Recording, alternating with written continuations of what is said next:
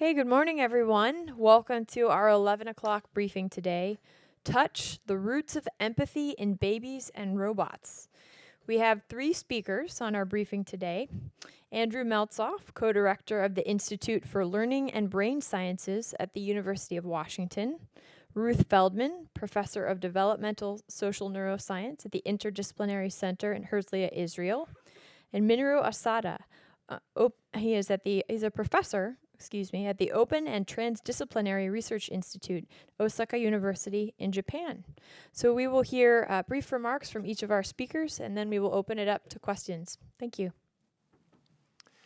Yeah, hello. So I'm Andrew Meltzoff, and I'm professor at the University of Washington, which is just down the street, and I'm co-director of this Institute for Learning and Brain Sciences, which is an interdisciplinary center that combines brain and behavior. One of the unique things about our center is that we have a special brain imaging device called an MEG device, magnetoencephalography.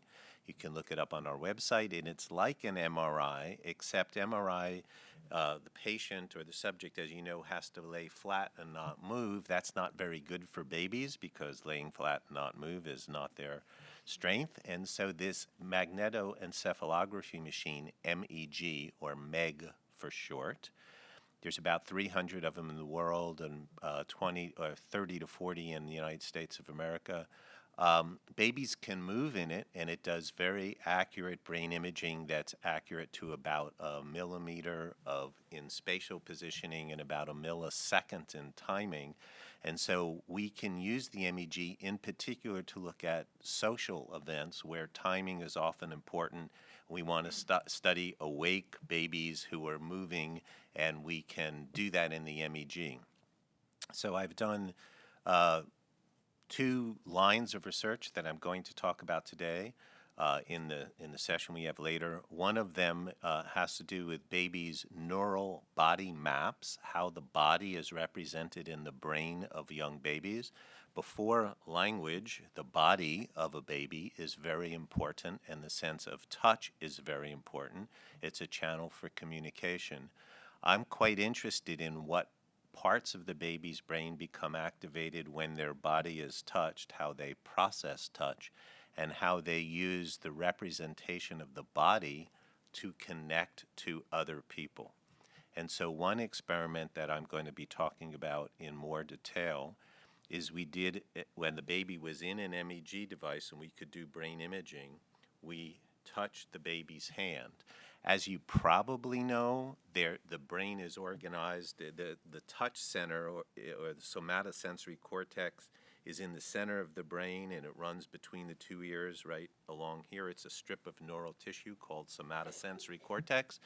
There are famous diagrams that you've probably seen that show that there's a sort of homunculus represented on the primary somatosensory cortex. You might have seen it. It's like the body is laid out in an orderly way from the bottom of your feet to the top of your head in your brain in adults. It's a very cool picture called the homunculus that you can look up on the web. Nobody knows very much about the baby homunculus. We know about the adult homunculus, how the body is represented in the brain of adults. So we are among the first to use MEG to look at the organization of how the body of the baby's brain is represented in the baby's brain. We touch the baby's hand, and we indeed found that the region of the brain, which is right about here in the brain, according to the adult homunculus, becomes active when the baby's hand is touched, and the foot region of the brain, which is down in the center of the brain, becomes active when you touch the foot. That was very exciting, and I'll show some movies of the baby's brain lighting up this afternoon. Then we did experiment 2, which was really, really interesting. We had the baby watch while somebody else's hand was being touched, not their own hand. They just observed somebody's hand being touched. And what we discovered is the same regions of the brain that become active when their hand is touched are active when they watch somebody else's hand being touched. And so we think of that as a connection between self and other that is there very early in development. So I'm going to elaborate that this afternoon, and then the other thing I'm going to talk about is altruism in very young babies, in 19-month-old babies. The first experiment I just talked about, I'm sorry I didn't mention it, was with 29-week-old babies. And we've done related things with 60-day-olds.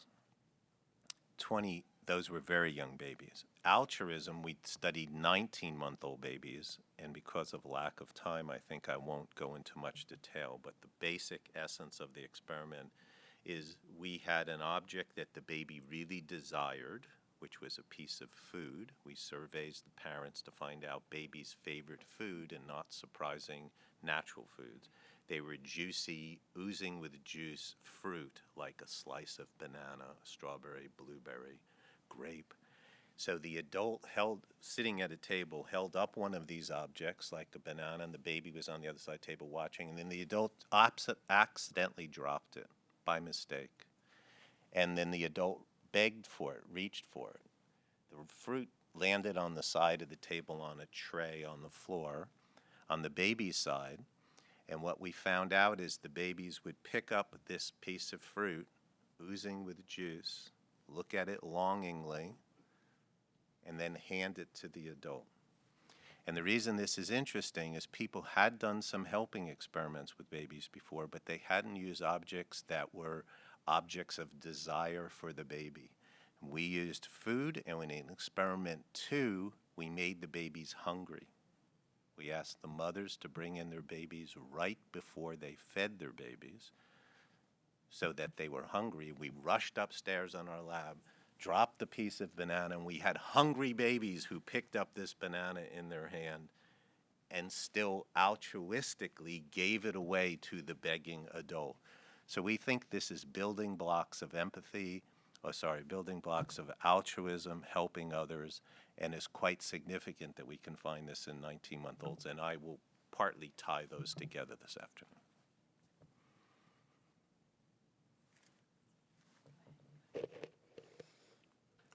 Okay, I will talk about results from a 20-year longitude. Those are my slides. Those are yours. 20-year longitudinal study that describes how the provision of maternal-newborn bodily contact and the experience of synchronous caregiving across development tunes the social brain in human adults. Now, we know from studies in other mammals, both rodents and non-human primates, that maternal separation and the quality of caregiving early on bear long-term consequences for the adult brain, but no such study tracked the maturation of the human social brain across its lengthy maturation. So we know from animal research that proximity to the mother's body exert regulatory impact on the maturation of a host of a physiological support system in the infant, including the autonomic nervous system, the sleep-wake cycle, motor organization, the maturation of stress response. We also know from research already from the work of Harlow more than 60 years ago that maternal separation has a negative effect on the infant. So after a few days of separation, infants become lifeless and the functioning of physiological support system begin to falter. Now, this is precisely what's going on with premature infants. Not only they are born with the most immature brain that requires a lot of maternal proximity, they are immediately separated from the mother's body and placed in incubators. Here is where the kangaroo care intervention kicks in. In the kangaroo care interventions, for premature infants, infants are placed naked between the mother's breasts. They only wear a cap. And this is the only way that the fragile premature infant can be outside the incubator and not lose body heat because it's externally regulated by the mother's body heat.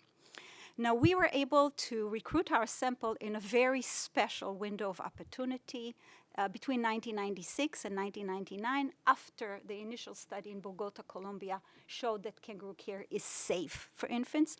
But before it became widely known, before its developmental benefits became known. Now you can't recruit a sample like this and randomize to kangaroo care and control because it's provided in every hospital.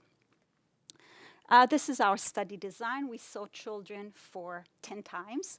Before kangaroo care, we had 3 cohorts. Kangaroo care, 146 mother and infant randomized to kangaroo care and control, and 137 full-term cohort. We saw them before kangaroo care, and then for the kangaroo care, mother had to provide skin-to-skin contact for 1 hour daily for 14 consecutive days. And then we saw them at 3, 6, 12, and 24 months, and again at 5 and 10 years, and twice at 20 years, both at a home visit and in the magnet. And we collected a whole bunch of factors related to parent-child relationship, to physiological and emotion regulation, cognitive assessment, and hormonal response. And I'm just going to show you one slide of what I'm going to show from this immense data set to show that the gains to the infant's physiological support system is long-lasting and to the same system that we find in other mammals. So autonomic functioning was better in the kangaroo care children up until adulthood. Their sleep organization was better. At 10 years, we had them wear Actigraph for 5 consecutive nights. They had better overall sleep, but also were able to go back to sleep after a wake bout. They had a milder stress response, both to induced stress at 10 years and diurnal stress response over a couple of days at 20 years. And they also had less markers of inflammation. Now, these last 2 are very important because higher stress and higher inflammatory processes spell a lot of risk for later life in adulthood and old age, bringing up both physical and mental disorders. So there's something about the provision of maternal bodily contact during that period of separation that sets the child to a lifetime of a different trajectory. And then we also saw that mother-infant synchrony, an experience that children must experience in infancy that lacks the biological and social processes of mother and child during social encounter. They had much better development of synchrony from infancy to adulthood. And if you see the blue box, the kangaroo care children, by the time they're adult, they're no longer different from full-term infants and experience much higher synchrony than the standard care incubated infants. And then we wanted to see whether this provision of contact and synchronous caregiving tune the social brain. And we're particularly interested in the neural empathic response, empathy being such a core function of the human social brain, and wanted to look specifically at empathic accuracy, the brain's capacity to distinguish and differentially respond to others' distinct emotion. And think about it, this is what we practice in a synchronous interaction. During online social interaction, we monitor and share others' ongoing emotions. So we expose them to a paradigm when they lay in a magnet and they saw protagonists experiencing joy, like this person is the first from his family to graduate college, sadness, this person is attending his friend's funeral, distress, this person might be fired soon, and we ask them to think about what these protagonists are feeling and try to put themselves in these people's shoes. And the question was whether synchrony experienced over time with the mother from infancy to adulthood tunes the brain empathic response. This is the neural basis of empathy that we first piloted and then found. And since we wanted to look at the neural empathic response, we weren't interested in level of activation, but in which brain areas respond differentially to joy, sadness, and distress. So here is the gradation. We use a multivariate brain analytic technique called RSA, and you see from top to bottom most sensitive across the 3 comparison, sadness, distress, joy, distress, and joy, sadness. And it's those 3 areas that chart the neural network that is the basis for the human's capacity for empathic accuracy, amygdala that quickly detects others' distinct emotion, a temporal pole, part of the mentalizing structure that makes sense of it, and the insula, which monitors our own bodily milieu and uses it to empathize with other. Then we wanted to see whether synchrony predicts the neural empathic response. So we use bootstrapped regression, and here you see two interesting findings. One we expected, and one was puzzling. First is, yes, the more synchrony that you experience throughout your development, the better your brain was tuned to empathic accuracy. But if you look closely, this connection worked for the green group, full term, for the blue group, Kangaroo care, but not for the orange group. Now, this was puzzling because if we conjecture that synchrony is the mechanism that prepares the social brain for empathic accuracy, where did these children get their brain tuned? They must have experienced synchrony from another source, not the mother-child relationship.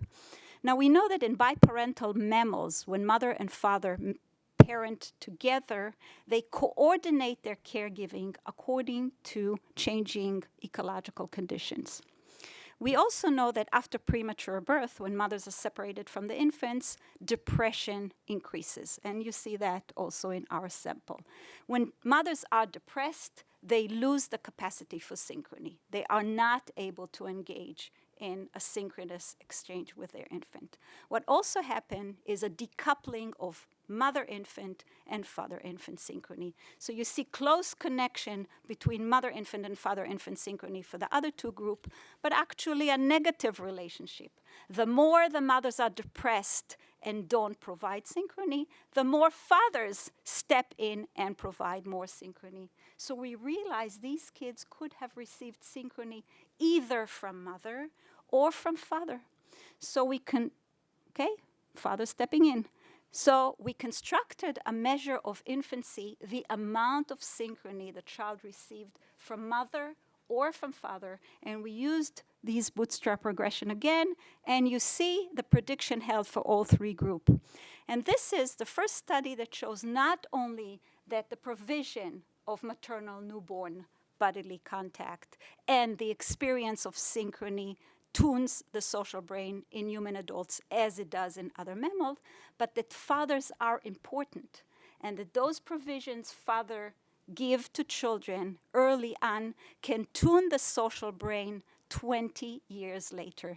And I just want to end up, here father stepping in again, and I just like to end up with these 6 pictures of Raphael from birth to 20. He was one of our smallest preemies. He was born at 620 grams. He required 4 months in the hospital before he was discharged, but he got a lot of kangaroo and a lot of synchrony from both mother and father, and he is now a lovely, sporty, tall, socially engaged, intelligent young man. I spoke to him a few days ago to ask his permission to show you his pictures, and he was very, very excited and very inquisitive.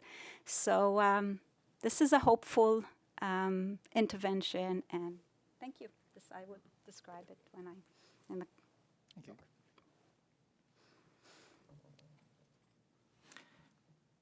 Okay, hello everyone. I'm Minoru Asada from Moscow University from Japan.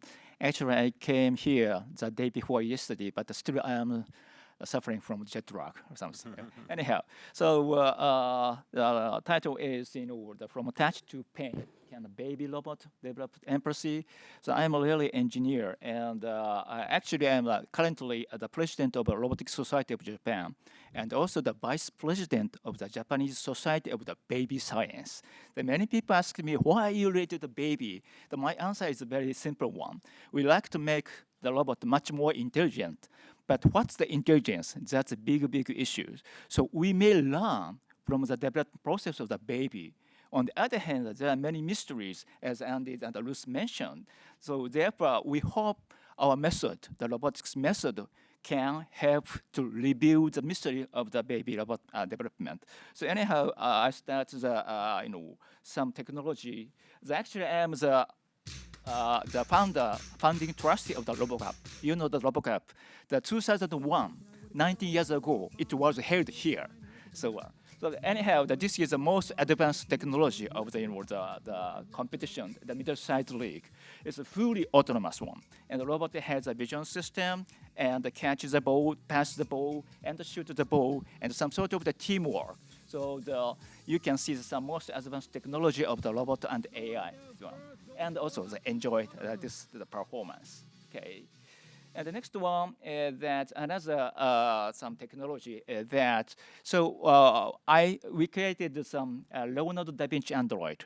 So about the Android, Professor Hiroshi Ishiguro, my former colleague, is very famous for his Androids. But before Leonardo the Android, his Androids, all the time real person existed. But actually Leonardo, the person, 500 years ago, therefore we do not have any data for him. Therefore, we contacted with the people in the Da Vinci Museum in Milan, and we decided the shape and the age of this one. So we created this one, and the mechanism is pneumatic actuators to show the very compliant movement of the facial expression. Actually, we have 15 or 16 actuators to control the facial muscles and to show something.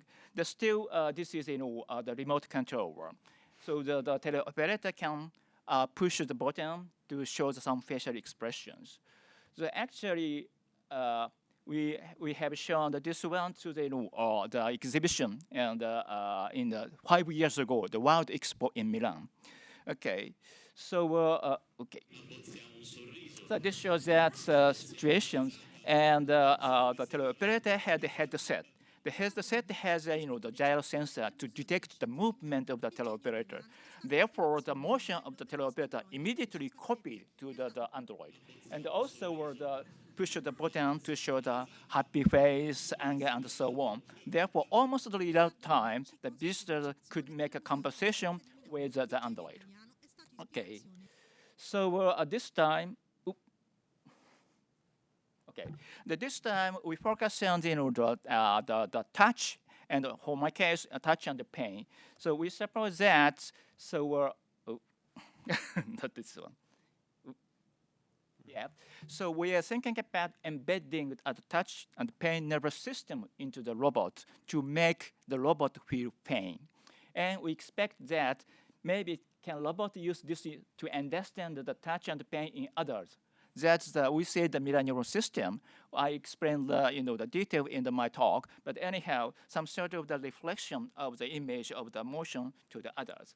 And also, if this is possible, can empathy and the morality emerge, or could the robot be agent who could be the moral agent, a moral being, and the subject to moral consideration, and finally the legal being? So the color indicates my confidence. So the wrong future means that less confident.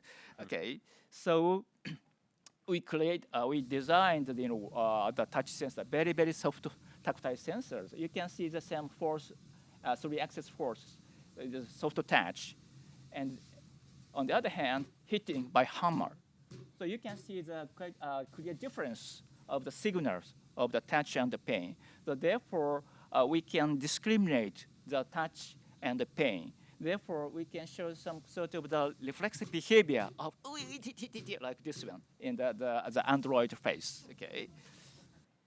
Based on these other issues, we expect that maybe the robot may feel pain in others based on the mirror neuron system. And then, anyhow, so that's some possibility of the emergence of the empathy or empathic capability of the robots. Of course, we have not completed this one yet, but we expect. So therefore, we are aiming at constructing the symbiotic society with the artificial systems, the AI robots. This picture is one of the aspects of the Japanese ceremony. It's the needle memorial service. We appreciate the needle. You have a good work or something. So that means we appreciate the object. So there are less boundary, very, very thin boundary between the human and the object. So anyhow, touch and pain by soft robot is a very, very key component of such a society. Okay. Oh. And thank you for your attention. Okay. Thank you so much. Great. We'll open it up to your questions now. If you have a question, please raise your hand. We'll bring a mic to you. Kindly state your name and affiliation before your question.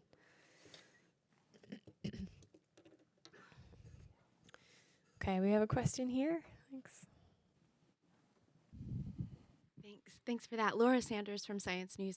Dr. Asada, can you tell us more about the setup of the robot system? So how the pain and touch signals, where they move and what the robot computes with them? And is there anything like a cognitive process that the robot has that it can then use to guide its behavior? Yeah, the aims of our research is to understand the human's cognitive development process by using the computer simulations and the robots. So therefore, at this moment, we're thinking about what is the pain, what to touch in case of the humans, and then we like to not really copy, but some sort of the imitation of the pain nervous system or touch the nervous system to the robot.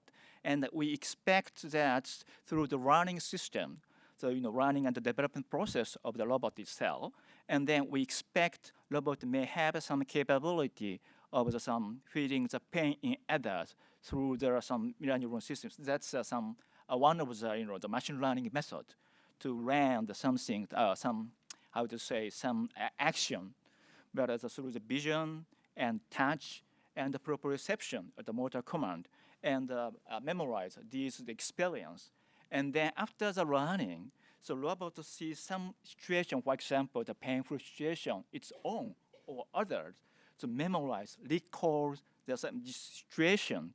And then this means there's some sort of the tactile sensation or the painful situation, and we expect the robot may feel pain in others. That's some starting point of the empathy that we expect. But actually, we have not implemented everything yet. So therefore, we expect maybe the near future we'd like to show the robot who can show some capability of the empathy. But of course, I do not intend to all robots to have the empathy capability. That are limited because, as you know, Japan is a very, very high aging society. So the countryside, so the senior people living alone. So therefore, robots should contribute to this kind of situations. And the robot, of course, assist the physical assistance. But at the same time, they need some sort of the mental assistance. The communication is a very important aspect of the function of the robot. Therefore, we expect that this kind of the capability is useful for the communication with the senior people in the countryside in Japan. And also, I'd like to extend this kind of capability to around the world. Did I answer to the question? It's okay? Yeah, I think I'm curious about the distinction of the robot feeling something internally, feeling pain versus just mimicking what that might look like. Yeah. A signal that we would recognize that it's in pain. Those two things are different. Yeah. Many people ask me that there's some difference. The humans as pain and the robot pain. Of course, it's different, but sharing something because our nervous system, we have the nervous system with the pain and the mechanoreceptor, the touch, the different pathway. A little bit, they interact. But anyhow, so that means we human beings feel the pain through the nervous system, and in the brain, so the perceives some pain signal, catch the pain signal. So we imitate this nervous system to the robot. Therefore, just we say robot may feel pain. Of course, we're not sure how much pain the robot feel, but we can design the parameters, how much or something. That's the designer's issue. And also this related some ethical issues, how to design the pain in the robot. But anyhow, so we like to design the pain nervous system into the robot to realize such the capability and to realize some symbiotic society. Did we have a question up here in the front? And did you have one, Tom? Yeah. Oh, Mike is coming. Yeah, great. It's just a question for Andrew about your experiments with. Did you feed these poor babies in the end? Did they?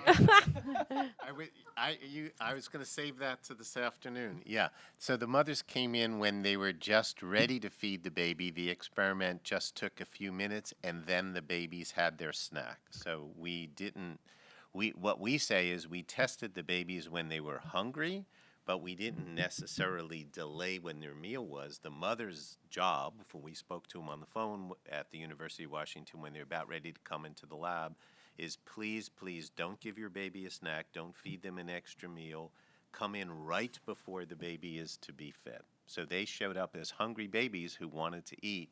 We could drop this delicious food in front of them, and then they had this baby-sized problem.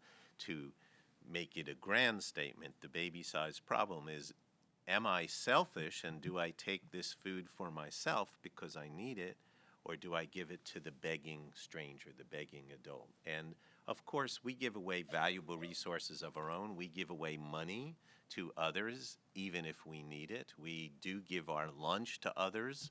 That's a characteristic of adults. As it turns out, giving away valuable resources to strangers, to non-kin, is not common in the primates. Don't do that when it's something that other non-human primates, when it's a very valuable resource. So a chimpanzee would scamper away with the food and get away from the stranger and gobble the food themselves. It is a characteristic of adults to be altruistic and give of yourself, to sacrifice. The difference between helping and altruism is, in altruism, it is thought by evolutionary biologists, it's called costly helping. You help another when it's at a cost to the self. And humans have this distinctively human trait that even during famine, when people need the food, they will share food with strangers, with children, with others. So that the roots of that altruism in humans is very interesting to us, and we needed to make it costly for the babies to give away food that they wanted. Another question here? Hi, Sarah Napton from the Telegraph in London. It's a follow-up to that. How do we know that the babies aren't sort of seeing the adult as like an alpha and feeling that they kind of have to give their food away in the way that dogs will? Sorry, see it as? Is like an alpha, sort of in a pack mentality, sort of as in they're kind of a lesser part of a pack, and they feel they have to give their food away because the adult is the important one, because that's how dogs would react, wouldn't they? Yeah, okay. No, I think that is an interesting question. We said, so I don't have a definitive answer, but we thought about it as experimentalists, and here's how we set up the study. The mother was in a room behind the baby, and the adult was at a table, and we actually had a gate at the side of the table that the adult walked in and then closed and locked the gate behind him. So when the adult dropped this food on the other side of the table and couldn't get it, in fact, the 19-month-old baby saw that the adult was trapped back there and couldn't get at the food or at the baby. And so what non-human primates would do, and many other animals, is take the food and scamper to a safe place to eat the food and monopolize it themselves. So we purposely set up the study that the adult couldn't get to the baby, the mother was behind the baby. All the baby who was hungry had to do with that piece of banana is toddle over to the mother and sit in her lap. That's all they had to do. And the baby, as I said, would look at the fruit. Some would look at their mother, some look at the fruit, at the adult. We believe that they were doing sort of altruistic decision making. Do I help this adult or do I take the food? Now, further, scientists love to do further studies to try to figure out that the kind of question you're talking about. But that's my current answer to it. I think it's a really it's a good question. A question here? Quick follow-up on that. Could you state your name and affiliation? Eric Sigliano, freelance here in Seattle. Are you considering, you said what you're looking to follow up, running the trial without the mother present? Yeah, Her something presence? like something like that does seem relevant. So with 19-month-olds, sometimes it's hard to have them separated with baby, but I know from the baby, but I know what you mean. And there's many ways that the mother's presence could make a difference. In fact, we had the mother filling out a form. Here's one thing we thought of.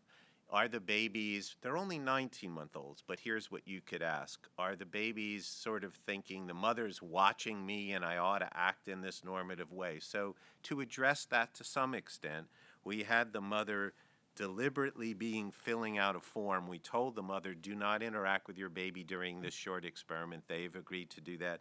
And so if you look at the films, the mother's sitting on a chair and she's just sort of going over this questionnaire. So when the baby glances back to the mother, it's as if the mother is engaged in something else. So that was an attempt to say the mother was not hovering over the baby watching. I entirely agree with you, and social psychology people are quite interested in that. Does an audience effect make a difference? You may donate more when somebody's watching you than when you're alone.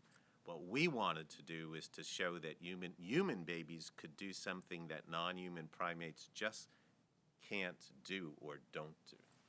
But all these other conditions, interesting. Question in the back? Hi, Christina from the German news agency DPA, and it still goes to that. I was wondering if you were surprised. I mean, babies, in sort of a general sense, people think are pretty selfish because it's always like about crying and I need this now, I need, food now, and so were you surprised with the food, but also with the brain you were talking about, with when they observe someone else's hand being touched, about this sort of altruistic qualities developing so early in a human? Or Yeah, I think we were, completely fascinated by that. It is a bit surprising given standard theories or popular conceptions of babies as being egocentric, self-directed, selfish. That might be a popular stereotype of a baby. We developmental psychologists are tending to think of babies as not selfish, but socially connected, not only internally concerned, but outwardly concerned about others.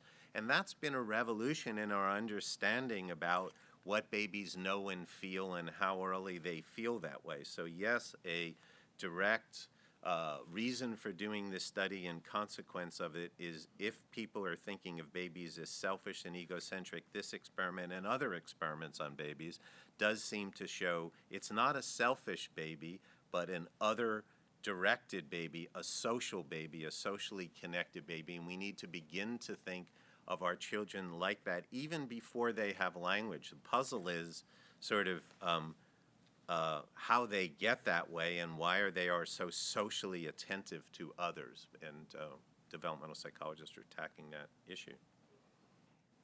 Question here in the second row. Thanks, Andrea.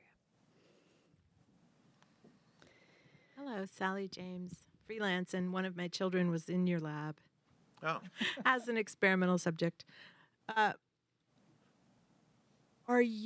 I'm trying to combine Ruth's research and yours, and I'm just curious if you have at least a hypothesis about what is the antecedent to empathy, and is it the literal, is it understanding that my body and someone else's body? are similar. Well, I'll answer. Is that why you Yes, chose this? so I'll answer that narrowly, and then because I've had a lot of questions, Ruth has also thought about this and thought about Synchrony. I will sort of give my short answer to that. Yes, I'm of the view that babies are born not necessarily feeling altruistic to others, but socially connected to others. And at the moment of birth, during or very early infancy, they understand that other people are like me, and I have labeled this as a sort of a like-me theory of social development, that very young babies can look out at other people's bodies moving and can relate the seen biological movement that they observe to their own felt movement through tactile kinesthetic sense, what their body feels like when they move. So I do think that very young babies recognize you have let's see, your hand is like my hand, your foot is like my foot, your lips are like my lips. And they can recognize the similarities in how those bodies move. And I think of that as a bedrock for how what unleashes the rest of social development through social interaction with others. So there is development through social interaction. For me, a question is what's at the foundation of that, and I think this recognition that another is like me is a bedrock building block for that social development. But yes, Ruth and I are in constant contact, and I love her research program, and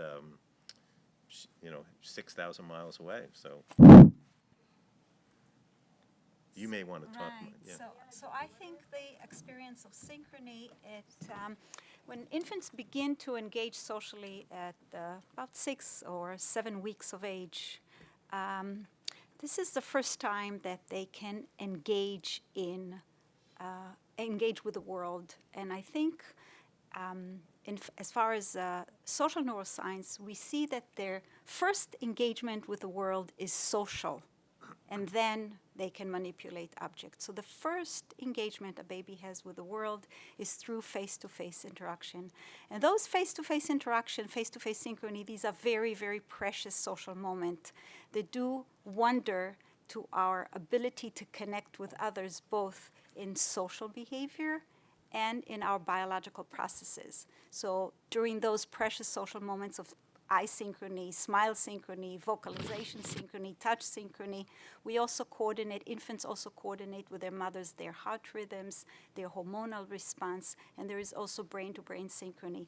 So this kind of synchronous experience creates the infant's engagement in the world. It locks the parent and child into this kind of joint bio-behavioral experience.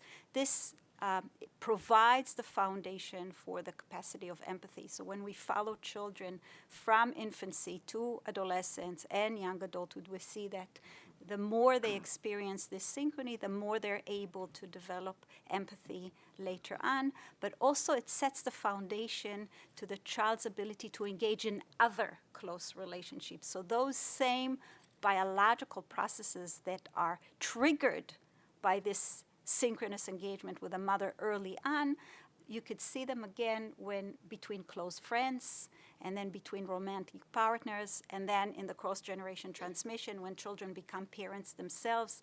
And in human, as you say, unlike any other primates, we can synchronize our behavior and our biology with total strangers. So when I talk to you, we can synchronize our gaze and we can take turn. And then there's something going on biologically. So the child's engagement in the world that evolves from this touch and contact with a mother's body is a core, fundamental, human-specific ability that sets the stage for empathy and the maturation of the social brain. Question in the back? I'm Arthur with German Public Radio. I have a follow-up on the robot topic. Developing empathy by being touched is one thing. Taking a look into the future, do you think it's possible that at one time robots might touch in a human way, so that humans would feel it be like being touched by a human, by being touched by a robot? And that's actually the goal we like to achieve. So at this moment, we developed the soft tactile sensors, and the whole body is very soft material. Therefore, the feeling is very close to the humans. But the point is that how the robot feel it one. There's the same questions of the feeling. But as you know, we cannot guarantee the feeling of the pain of others. We just expect or predict one. So therefore, I expect the robot can predict the feeling of the others like humans. But of course, no guarantee, no measurement. Just we can detect some signal of the sensors and have some sort of the representation. So we expect, of course, not exactly the same, of course, but maybe we can share. I mean, the human beings and the robot may share some sort of the feeling of the touching or the pain. And this may lead to some emergence of the empathy. That I expect. But of course, there are many ways to the problems we have to attack and we have to conquer. So, yeah, Minoru, he actually asked an easier question for you, so let me restate it, because I think we've talked about this. I believe what he asked is, do you think in the future you could build a robot so when that robot arm reached out and touched a human arm, say of an elderly person, that person would like being touched by the robot, just like the person likes to be touched by a human being? So that may be an easier problem. That's not a philosophical problem. That's I think that was your question, an engineering problem. Could you build a robot that we'd like to be touched by? What's your opinion about that? Yeah, of course, we can. Of course, we have some tests for the many older people, senior people, and how do we feel that this one, and collect the information, and we may tune, some how to touch the human the skin or something. Therefore, it's not so real difficult problem for the engineering issues, but the issue is how to feel the pain in robot side. I would just like to add some of our recent research. When you are touched by a human, both people who touch, particularly if they're in an attachment relationship, release oxytocin. One of the new things we're trying in our lab is to see oxytocin in sweat, because we feel that there is something about being touched by a human that is not just the sensory experience on your head, but there's a whole environment that's called human-to-human contact, whatever. And could be this environment has other component besides being touched on certain parts of your body. So I am not sure that just being touched would elicit the same feeling without all the other, let's say, pheromones, or the presence of someone else is a whole environment. It includes, let's say, the microbiome, the whole pheromones, the hormonal system. And it's not, here it's touching not just on a philosophical question, but what is the person's bodily environment consists of. We have time for one more question online. This question is from Nicholas Luco from El Mercurio in Santiago, Chile, and this is for Ruth. He asks, after 20 years, did you recognize individuals with antisocial attitudes related to poor human interaction in babies? You're talking about participants in our studies or their mothers, or? I'm assuming that he means the children that participated in the study at 20 years. We did see that there were some children with more conduct problems and more maybe ODD, but we didn't see the heavy-duty psychopath, if this is the questions. No, we didn't have. We did not detect one. Okay. All right. Thank you so much to our speakers. That was a very interesting briefing. If you have additional questions for them, we can make a follow-up room 208 across the hall available. Just let me know. I can open that up. And thank you again. Thank you. Thank you.